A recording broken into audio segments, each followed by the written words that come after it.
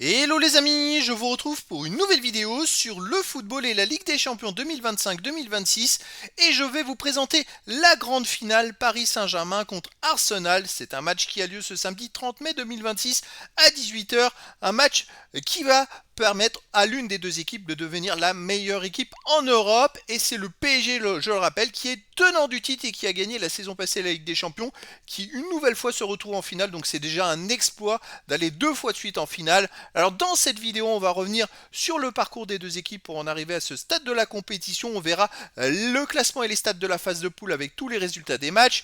On enchaînera par le classement des meilleurs marqueurs et des meilleurs passeurs dans cette Ligue des Champions avec les meilleurs marqueurs et passeurs des deux équipes. Puis on verra aussi les 10 derniers résultats toutes compétitions confondues et les stats du PSG et de Arsenal. Et on terminera par les compositions d'équipes et tactiques éventuelles, ce qui nous permettra d'avoir une idée, une tendance à cette rencontre. Alors pour ceux qui souhaitent voir ce match à la télé, sachez que vous pouvez le voir sur Canal+, Canal+ Foot et M6.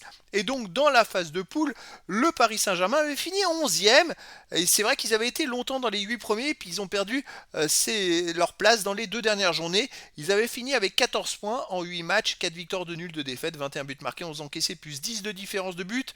Tandis qu'Arsenal avait fini premier de la saison régulière de la phase de poule avec 24 points en 8 matchs, 8 victoires. C'est exceptionnel. 23 buts marqués, seulement 4 buts encaissés, plus 19 de différence de but.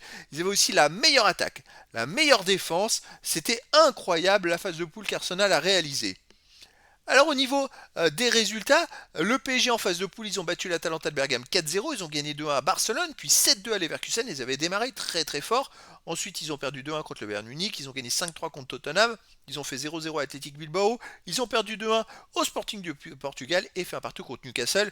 Trois très mauvais résultats pour terminer, ce qui fait qu'ils sont sortis d'une place dans les 8 et qu'ils ont dû recourir à des 16e de finale où ils ont affronté Monaco. Ça a été compliqué, ils ont gagné 3-2 à Monaco et fait 2-2 au match retour, alors que les deux fois ils ont joué à 11 contre 10 pendant plus de la moitié du match. Ça a été justesse. Ensuite en 8e de finale, ils ont gagné 5-2 contre Chelsea et 3-0 à Chelsea, donc facile.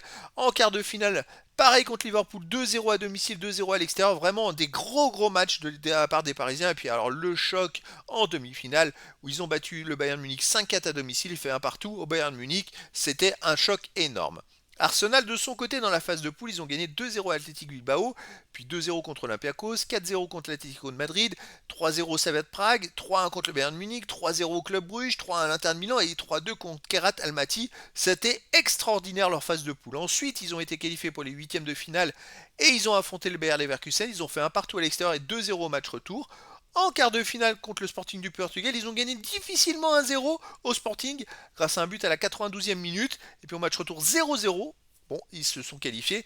Et en demi-finale, ils ont fait un partout à Atlético de Madrid et ils ont gagné 1-0 le match retour.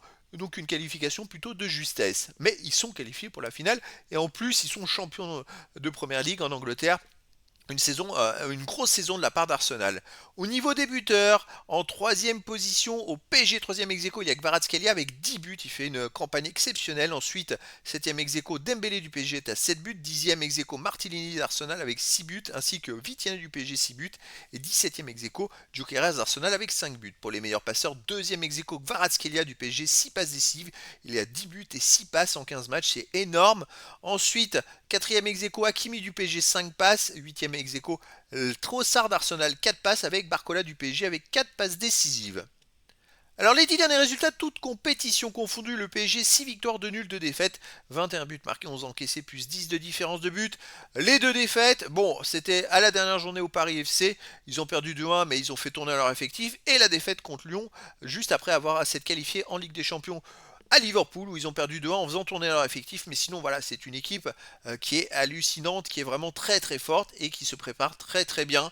Donc là, ils n'ont pas joué depuis le 17 mai les Parisiens. Donc, moi, je pense qu'ils vont arriver très bien préparés face à Arsenal. Avant cette défaite contre le Paris FC, qui n'a pas d'incidence, ils avaient comme enchaîné 5 victoires et 2 nuls dans les 7 derniers matchs. Mais surtout, quand ils jouent des gros matchs, ils sont présents. On l'a vu contre le Bayern Munich. Arsenal, de son côté, ils ont terminé très fort la saison. Sur les 10 derniers matchs, c'est aussi 6 victoires, 2 nuls, 2 défaites. 12 buts marqués, seulement 6 buts encaissés, puis 6 de différence de but. Ils sont invaincus sur les 7 derniers matchs avec 6 victoires et 1 nul et viennent d'enchaîner 5 victoires de suite.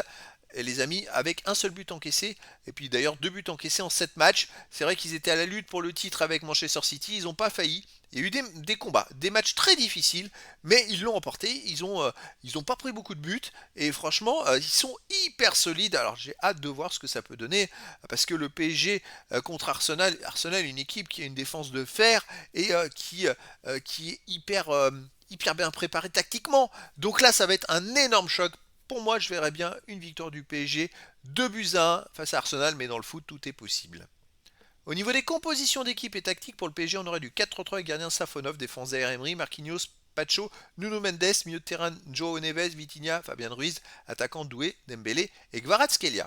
Et pour Arsenal, on aurait du 4-2-3-1, gardien Raya, défense Mosquera ou Timber, Saliba, Gabriel, Calafiori, milieu de terrain Eze, Zubimedi, Rice, attaquant Saka, Gyökeres et Trossard ou Martinelli.